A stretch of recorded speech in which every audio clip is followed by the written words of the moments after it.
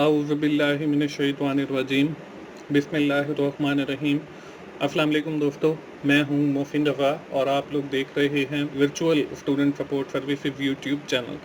दोस्तों, आज की जो मेरी वीडियो है वो CS 408 ह्यूमन कंप्यूटर इंटरेक्शन की हमारी जो असाइनमेंट नंबर 1-2 आई है स्प्रिंग 2021 की, उस हवाले से है। दोस्तों, ये जो हमारी असाइनमेंट है ये असाइनमेंट नंबर 2 है और इसके सोल्यूशन की जानिब हम बढ़ते हैं। सबसे पहले हम इस असाइनमेंट की रिक्वायरमेंट्स को देख लेते हैं। दोस्तों, इस असाइनमेंट के अंदर हमें 2 क्वेश्चन दिए गए हैं। पहला क्वेश्चन आप लोगों को स्क्रीन के ऊपर नज़र आ रहा है, जिसमें हमें दिया गया consider the following scenario, you are required to write the 7 stage of action to achieve the goal. For example, you are going back to your home after taking your class. Now, upon reaching to your home, you are required to unlock the locked door of your home for entry.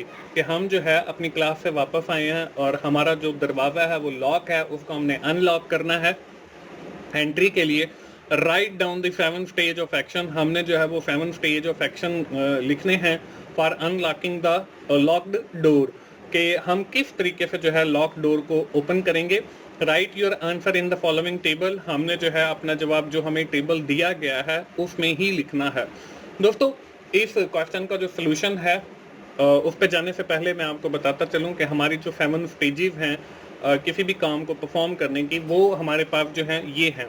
पहली जो है वो intention है, दूसरी हमारे पास action है, तीसरी हमारे पास सीक्वेंस है, चौथी हमारे पास एग्जीक्यूशन है, पांचवी हमारे पास परसेप्शन है, छठी हमारे पास इंटरप्रिटेशन है और आखिरी जो है वो इवेल्युएशन है।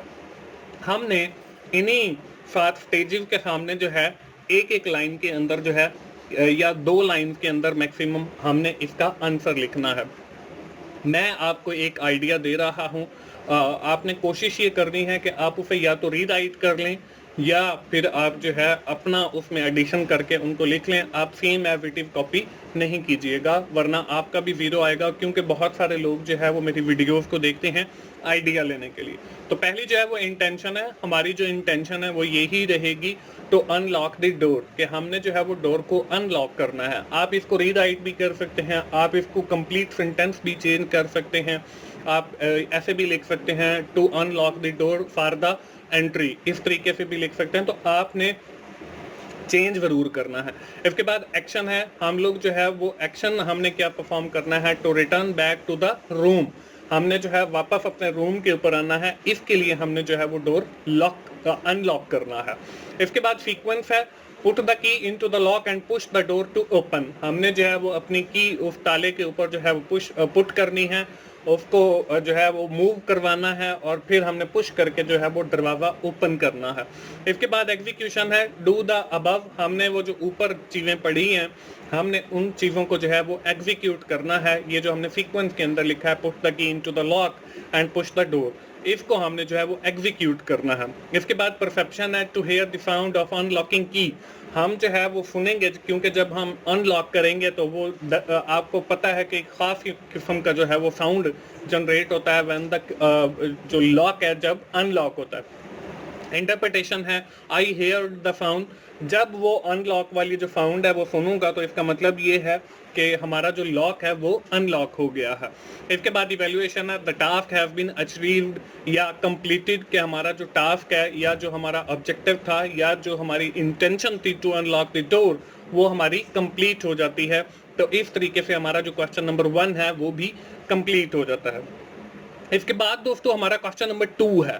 अब क्वेश्चन नंबर 2 में हमें क्या किया गया है, identify which one is an example of good design and which one is an example of bad design, explain with the following reason, explain should not be more than 3 to 4 line, कि हमने जो है वो एक bad design की example देनी है इसमें से और एक जो है वो गुड डिजाइन की देनी है। अब यहाँ पे जो है मैं आपको बैड डिजाइन की एग्जांपल शेयर कर देता हूं और गुड की आप उनका अपोजिट कर लें तो वो जो आपकी होंगी वो गुड डिजाइन की बन जाएंगी। दोस्तों ये हमें स्क्रीन पे एक स्नैपशॉट भी दिखाया गया जिसकी हमने बैड एग्जांपल और गुड डिजाइन की एग्जांपल देनी है।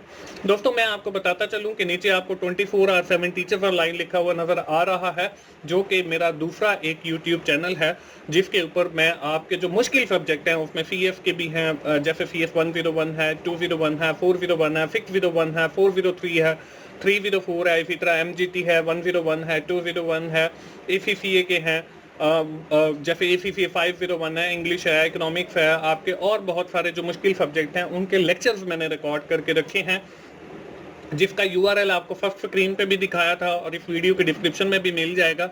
आप 24/7 टीचर्स ऑनलाइन को जरूर विजिट करें और वहां पे जो लेक्चर्स अवेलेबल हैं उनसे जरूर फायदा उठाएं।